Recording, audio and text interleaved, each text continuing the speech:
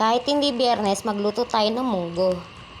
Pinalambot ko na nga rin po pala dyan yung munggo at nag-isa na nga po pala ako dyan ng bawang. At sinunod ko na rin po dyan yung sibuyas.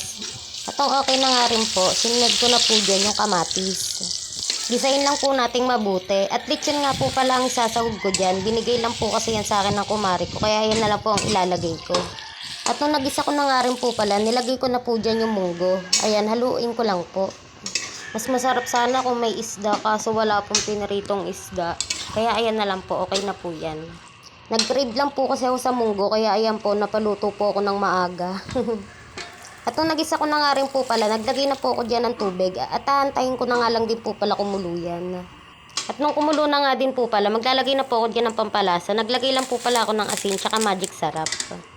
Tapos ayan, aluin ko lang po. Mas masarap din po pala sana kung may dahon ng ampalaya kaso po wala. Kaya malunggay na lang din po ang ilalagay ko. Ilagay ko na nga rin po pala dyan yung malunggay. At saglit na nga lang din po pala at maluluto na po yan.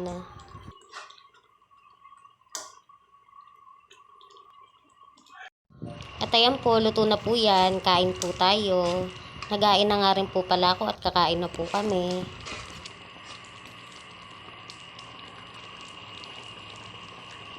At ayan po, kakain na po kami. Kain po tayo. Please like, share, and subscribe po. Thank you po.